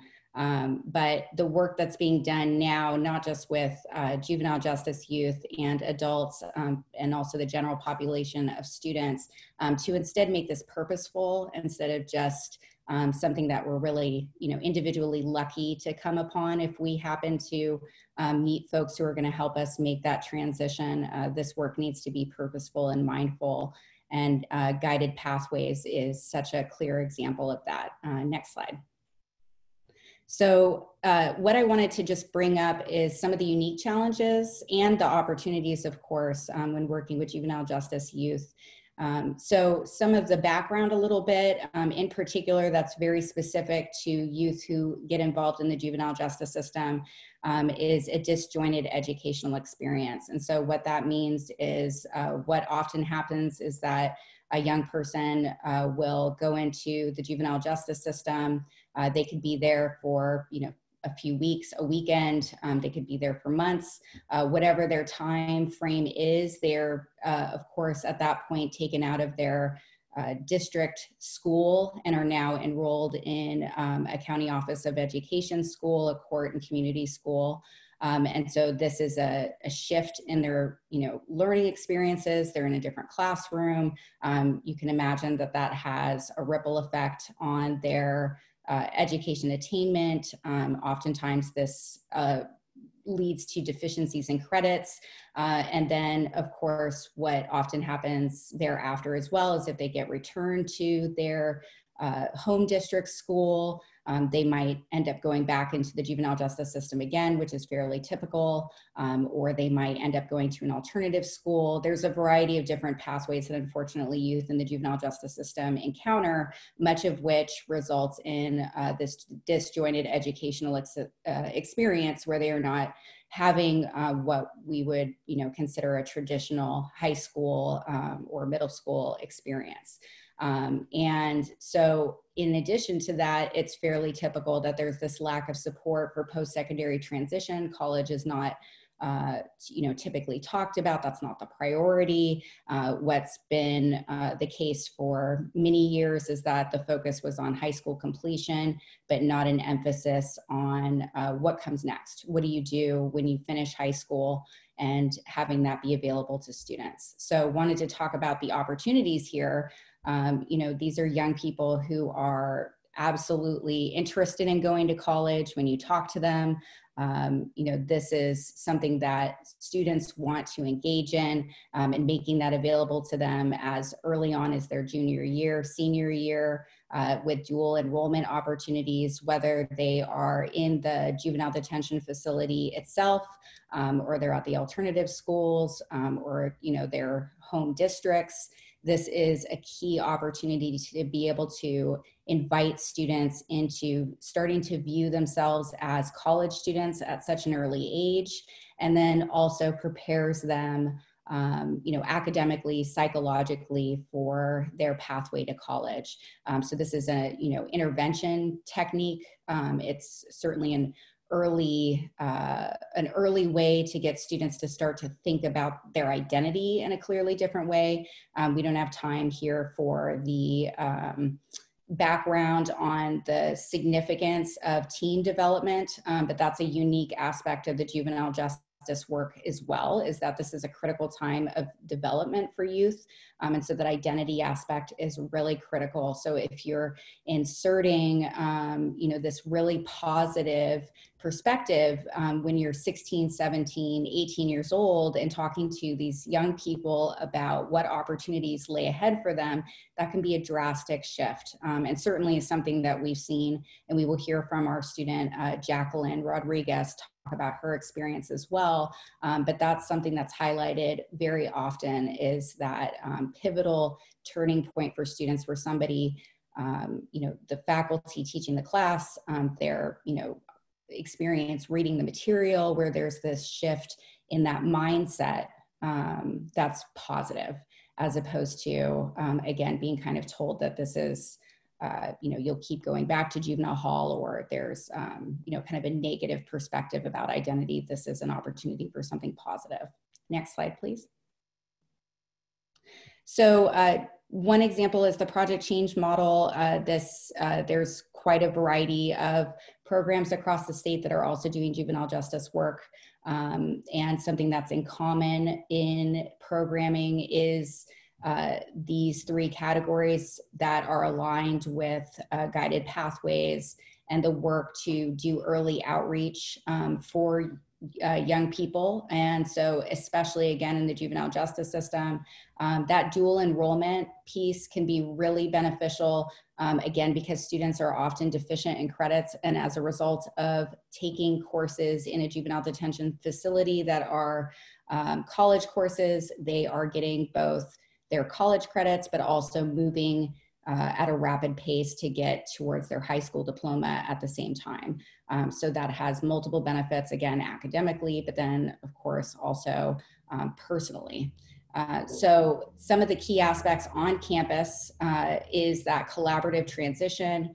Rebecca had mentioned earlier, and other folks in their programs, how critical it is to have a point person in each department on campus who's there to support the students so that they're not navigating this experience by themselves. Again, with youth, I think this is even more particularly valuable to pay attention to, because at that age, as well, it's very overwhelming. You've just left high school, you're starting college, and being able to have someone who you've already connected with, who you already know, you know their name, you're able to reach out to them directly to be able to do financial aid, or to meet with your counselor and go over your academic clear pathway is really beneficial. And of course, with youth too, oftentimes families are involved. You have parents. We have certainly seen brothers and sisters join. Even parents come and start taking classes because their kids are. All these things are, interpersonal relationships are really critical to that post-secondary bridging. And that first year support, making sure that there is somebody who's a dedicated person on campus who is the lead of the program, whether that's faculty or staff. And again, whether that's the person who's leading the program or somebody who is part of the program who has some of that lived experience, is really valuable for students to feel like there's a deep understanding as well. And that peer element is something that can't be emphasized enough. Our students consistently talk about how critical it is to have that peer support network where they can lift each other up, be able to share experience, whether that's a club on campus or it's in a cohort in courses that they're taking together. There is a community around them that is elevating them towards their higher education goals. Next slide, please. So just a little bit as well, going back to some of the experiences that students often share with us about their educational experience in the juvenile justice system. It's been a pretty negative experience in general. Having the classroom, prior to college being a form of control, school discipline policies are punitive rather than restorative. There's been a lot of shifts in this, I think, in thinking through different practices that are more beneficial to students, but historically this has not been the case. When students are involved in the juvenile justice system, there is a tracking process that ends up happening where students are invariably re-involved in the system on a regular basis. And so this creates this school to prison pipeline where students are expelled or students are identified as being troublemakers. And so it then becomes this feedback loop that is exceptionally negative. And again, when we think of alternatives to incarceration, when we think about alternatives to ways to approach youth who have been in the juvenile justice system or experiencing this, it just makes the most sense that college is a key critical component of this. And this doesn't need to wait until they're 18 and having finished college. This can begin again with dual enrollment when they're still in high school, and shifting that mindset, both for the students, but also again for the community, demystifying what it means to have been in the juvenile justice system, demystifying for students what that means for them and their trajectory. And that's why it's so critical that students have a voice both on campus and then also in the community. So with that, actually, next slide, please.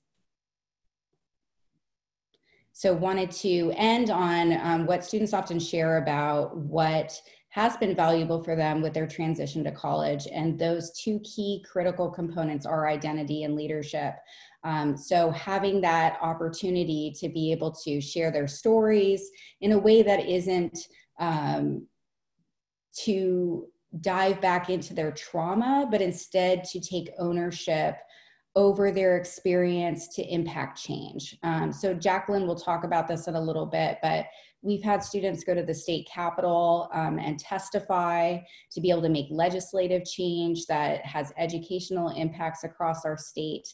That changes their story from being something that is just traumatic and a horrible experience to something that can change the lives for other folks. And this is something that is regularly brought up with students, that they really want to feel empowered to have a voice in the shift in the way that things are moving, both on the college campus and then also out in the community and across the state. And so in addition to that, I'll just lastly end that with guided pathways. The more we integrate and further allow and purposely think through involving students in this kind of work, the more change will happen. And so I think it's really exciting that there's this focus today on this webinar. This is not something that is happening all the time. So for this to be happening today is really wonderful. So with that, I want to introduce Jacqueline. And I'm actually going to read quickly a few things about her, because she is just absolutely an exceptional student. And I think, again, something that people really should think about as well when it comes to serving these students is their opportunity to be the voice and leaders in our community. So Jacqueline is an English major at the College of San Mateo, and she's working towards transfer to four-year university, which is actually coming up here really soon. She hopes to achieve her bachelor's in English and later apply to law school. She is currently a student ambassador for the UC Berkeley Underground Scholars Initiative. She's been a law facilitator and youth leader for Fresh Lifelines for Youth. And most recently, as mentioned, Jacqueline has worked with the Youth Law Center to bring her incredible story and insights around juvenile justice to the forefront to advocate for policy with Senate Bill 716. Jacqueline is passionate about serving her community and helping young adults in the juvenile justice system. And her passion comes from her own experiences as having been formerly involved in the juvenile justice system. And this has pushed her to have a 3.9. That might have changed since this, but she's an exceptionally academic student, to be on the dean's list. And we're excited to see her keep moving forward and transferring to the university. So here's Jacqueline. Hi, everyone. Thank you so much for having me today. And thank you, Katie, for the introduction. So I just want to tell you guys a little bit about myself. I was first incarcerated when I was 12 years old. I was in 7th grade.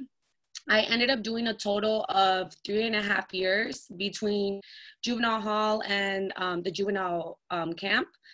By the time I was released, I was a sophomore in high school, but my probation officer, she put me in a continuation school, which in my case, it was a little more difficult because it's kind of going into the same place I started from. So 6 months in my continuation school, I ended up getting pregnant. So I dropped out of school completely. But by the age of 12, I decided to go back to school. So I headed straight to college. So I didn't have a GED or a high school diploma, but I wanted to go to college, so I did. My first semester in community college was very difficult for me. I was a single mother of 2. I didn't have any emotional or academic support. And the coursework was very challenging for me, given how undereducated I was. But my second semester at College of San Mateo, I met Elizabeth Ocampo. She was a student lead for Project Change. Connecting with Elizabeth and meeting other students in the program was a life-changing experience, especially because there were students in Project Change that I was actually incarcerated with at the juvenile hall. When I met Project Change, it was a life-changing experience for me, because I had finally found a program that supported students that came from a similar backgrounds as me, that had similar stories as me that I could relate to. While I was in the program, I received a lot of support from my peers. We helped each other with schoolwork, emotional support, and aside from any schoolwork, we also were friends outside of campus, so we would help each other with anything personal going on in our lives, or just any help that we needed at all. Another thing that Project Change really helped me while I was in college was financial assistance. So given that I didn't have a GED or a high school diploma, I actually did not qualify for financial aid. So Project Change was able to help me with any tuition fees. They gave me a book credit at the bookstore, so I was able to get a lot of material, not just books, but notebooks, pens, anything at all that I needed for me to succeed. As I continued to engage in the program, I had the opportunity to be a student panelist at nationwide conferences that focused on bringing higher education to the juvenile justice system. I was also able to go back to the same juvenile hall that I was incarcerated in to speak to the youth about my experiences and where I am today so that I could motivate them to want to pursue higher education as well. I also had the opportunity to testify with Senator Holly Mitchell in support of SB 716. And that was a bill that supports youth in juvenile detention centers so that they have access to and can choose to participate in public post-secondary education. And now 3 years later, I am an honors student and I am on track to receiving 3 associate degrees from the College of San Mateo. And as I get ready to transfer into the UC system, I can honestly say that I would not be where I'm at today without the support of Project Change and other student programs that have played a huge role in my academic success.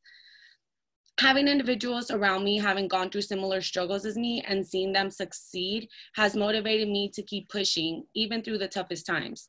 They have also motivated me to give back to my community so that individuals that are in the same situation I was once in have a chance to turn their life around so they too can live a successful life and meet every goal they set their mind to.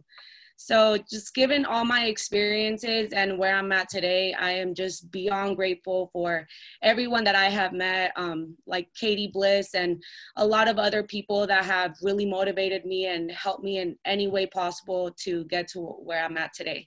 So I'm actually getting ready to transfer to a UC fall 2020.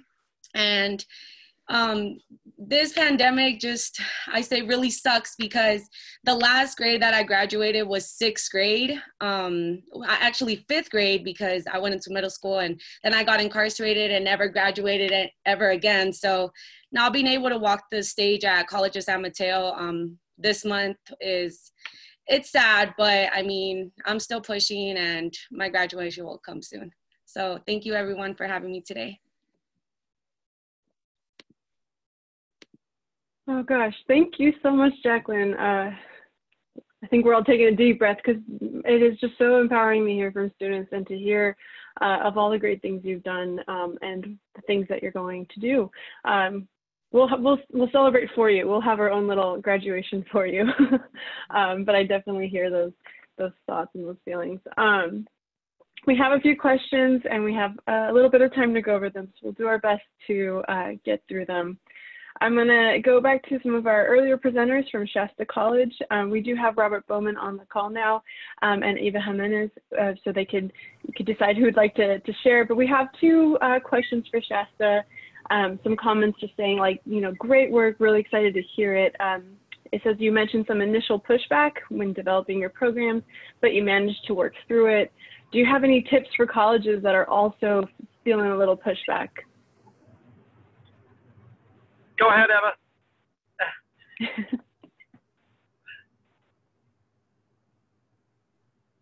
I think she's getting on. Okay. I'm still on the call. Can you hear me? We can hear you. Yes, you're good. Okay. First of all, my apologies. I am actually in the National Guard, and I've been called unexpectedly down to Camp Roberts from my home in Reading. So I am traveling across the state right now. So my apologies that I wasn't on the line earlier.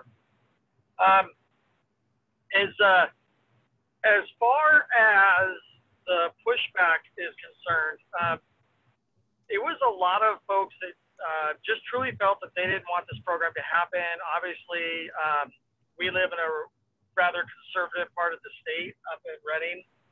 And so there was a lot of pushback to the community in terms of having tax dollars used. There's a lot of just lack of knowledge, stereotyping and things like that of the program and that sort of thing. I will give all the credit to Eva and Sheriff Bosinko for persevering, as well as our Board of Trustees and our administration. They were instrumental in getting that first group through. So I think, and as we gained more success in the program and our recidivism rates were really low, we kind of began proving the naysayers wrong a little bit. And so that was extremely helpful in gaining support. Then once probation came on and eventually CBCR's parole came on, it became more of a community-wide organization. And we've expanded out to Tehama and Trinity, our surrounding counties, our district. As far as tips for folks that want to start a program, the one thing that we learned, and I will give credit to Rebecca and her team for this, for having patience, is when you're doing something new that's kind of untested, bringing folks out of the facility and having them on campus kind of put incarcerated education kind of on its head. We flipped it. It was a learning experience. There were some things that we didn't realize going in that we learned along the way, and so you have to adjust quickly. The other thing is having staff. I'll reiterate it. I heard it earlier in the call. Having staff that students can lean on, as well as a student group they can support each other and commensurate with, is so important. Having that cohort model is critical, and having your students meet on a regular basis, usually with staff, but as a group, that it should support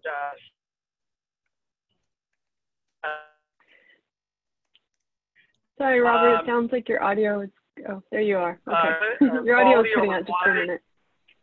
I'm here. Okay.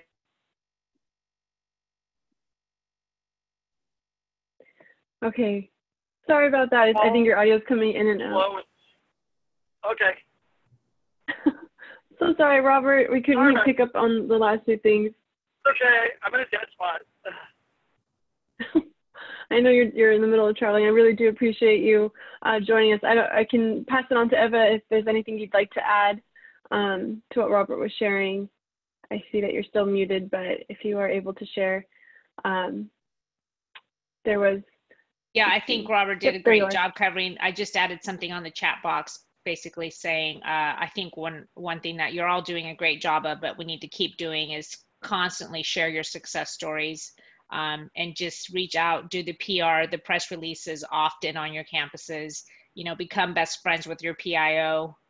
and really, again, it's the students' voices that really make the difference. And that's my one big recommendation and advice.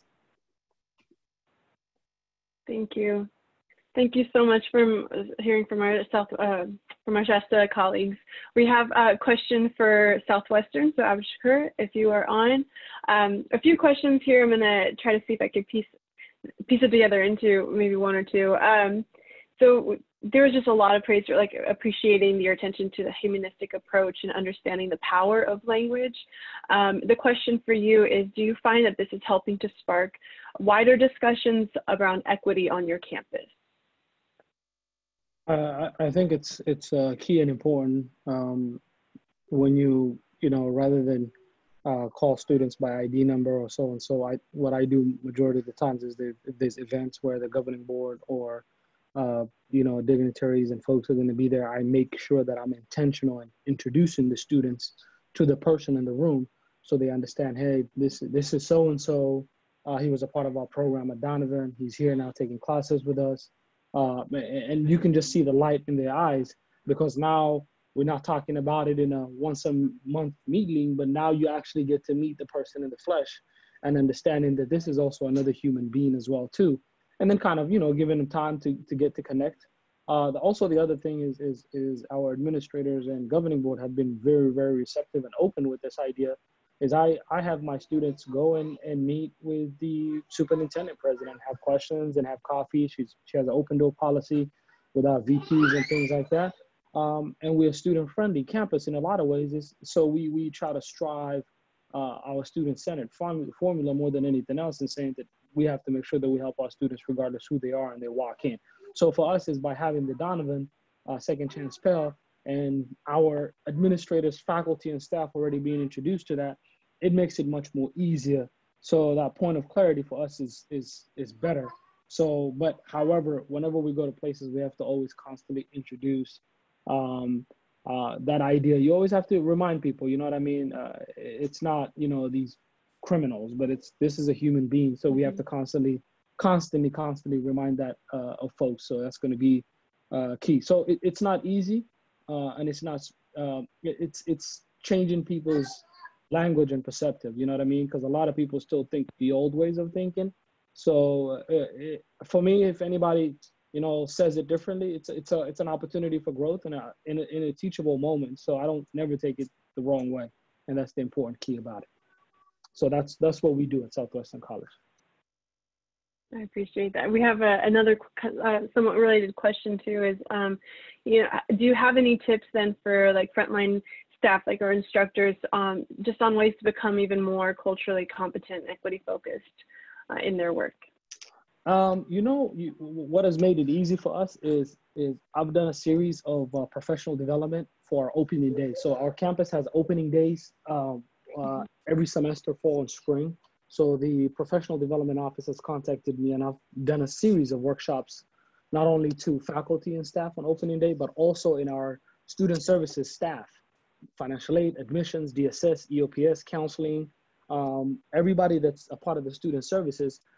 They have a monthly, once a month training, and we've done a series of those the past few years of kind of who are the student population that are coming on campus, what are their needs, how do you help them, who do you troubleshoot them to, and what that looks like, and things like that. So it's constant professional development to be able to make folks understand, okay, this is so and so. And then what we also do is we take some of our staff members and have them table at the once a month parole meeting for recently paroled, you know, students that are coming back into reintegrating back to the society, and they go and meet them in the front line. So it makes it much more better. And I think it's a lot of the times it's testament to having a team approach and making sure that our students engage everybody in every department, and so they can feel they're a part of their success as well too, and they're contributing to it as much as possible. Thank you so much. I really appreciate your thoughts on that. We have another question for Laney College, and I think also Rebecca could add to this a little bit more too. So there was just an appreciation for what you were saying, and appreciate the extension to guided pathways, then and the attention to employment in the community colleges. Do you, Laney or Rebecca, so Roger or Rebecca, I apologize. Do you have any suggestions for other colleges in terms of moving the needle on employing formerly incarcerated persons? I'll defer to Rebecca on this one. Sure. So the first thing I would do, and I put this in the chat, is refer people to Chancellor Oakley's guidance. So there are two, these were issued about a little over a year ago. There are two things that were issued by the Chancellor's office. One is a legal opinion that opens up hiring pathways. That is very, very helpful with HR folks. The second is a policy document from the Chancellor that emphasizes that hiring is a matter of equity and gives some suggestions for campuses. Those can be both very powerful. The other thing I would do is, if you are running into problems with your HR folks, last year when we rolled these out, we hit ACRO and some of the other conferences. You can reach out to us if you would like, or find out if your HR person, I'm sure they're part of ACRO, but one of the things that works in this area, if you are facing resistance, whether it's community or campus, is to connect people who are similar. So if your HR person is not very supportive, it can be helpful to match them up with an HR person at another college who has gone through the process and had great success. So that is what we were doing most of last year. I also wanted to speak to, very briefly, since I know we're about out of time, to another couple of questions that I saw pop up that were similar. about networking and reaching out. The Rising Scholars Network is pretty strong and active. So if you are on this webinar and you don't know if your campus is part of it, go to the Corrections to College webpage. We do have a directory. That webpage will be merging into the foundation and the Chancellor's office, but for now it will continue to work. So look at that directory, see if your college is already part of it. We are doing monthly calls and support with the college, point people out in the field about how they're supporting students. And we are also partnering with an established student network that we helped build last year, so that there is a student network of community college students. They have a listserv, they have Facebook pages. So what we have found on the campuses is that during this shelter-in-place time, sometimes the students are more responsive and reachable by campus, sometimes by other students, sometimes by email, sometimes by phone calls. So partnering with the support of campus staff and also the student networks for the peer relationships and friendships that the students have developed is the most effective way we've found in the past couple of weeks to reach everyone and make sure they're okay. Thank you. Thank you so much for that information. I did also put in the link for Corrections to College if you all want to check it out. And again, we will be following up with more resources after this webinar with direct links and such. We do have 2 more questions, and I see we're running a bit close to time. So I'm just going to let Katie and Jacqueline know we have a question for Katie that, you know, really appreciate the emphasis on student voice and agency in this work and how critical it is. Just a question around resources. Have you written up anything on engagement strategies or captured some student voice that we could share with the field?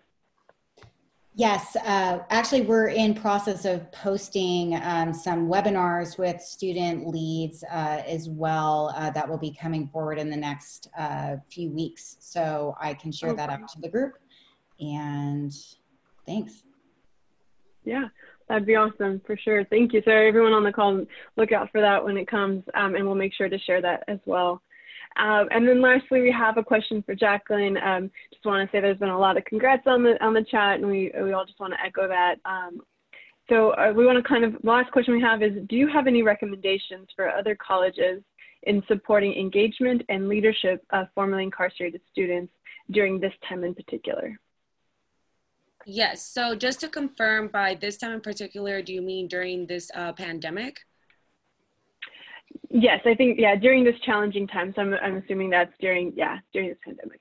Yes, so for us, what's been working a lot is doing Zoom calls with the people at the community college, so the student leaders and the people that are kind of like in charge of everything else. So they have connected us with specific people from financial aid, so direct contact information with them, or counselors as well, which has been very helpful. And aside from that, me and the other students on our own, we do our own Zoom calls. So that's how we've been supporting each other. As far as like leadership and all that stuff goes, it's been very difficult just because we can't really do much. All we can really do is call each other, or like I said, do Zoom calls and stuff like that. So as far as recommendation goes, I would just recommend for people to constantly check in with students with anything they might need. So for us, I know Project Change offered us some laptops, cell phones that have hotspots for students that might not have access to internet at their house. So that's been very helpful for myself and for other students in the program as well. But yeah, it's definitely a difficult time. So I would just suggest checking in with students with anything they might need. And if you guys aren't able to offer what the student needs, if you guys can try to get other people involved so the students can meet those needs if possible. Thank you so much, Jacqueline. I really appreciate that feedback. And I want to just say thank you to all of our presenters today, both our groups from Long Beach and our groups of the Rising Scholars Network. Thank you all for joining us and sharing all your incredible work and your experiences with us. Just to share with everyone on the call, we have more upcoming webinars from Career Ladders Project. Our dual enrollment problem-solving webinars will be ongoing. They'll start up again May 7th. And this might be a great time to address some of the questions that we didn't have a chance to talk about today in terms of how we changed the way we work given our challenging time right now in reaching out to students with this pandemic going on. And then also moving student supports online during this time as well. So there's a link there to connect you to more information. And again, all our resources, PowerPoint, this recording will be shared with you all after this webinar. If you are unsure if we have your information, please do put your email in the chat and we will make sure that you get that content following this webinar. With that, I just want to say thank you to everyone for joining us. Please leave us any questions or comments you have in the chat. We look forward to hearing from you in the future. Stay well and take care. Bye, everyone.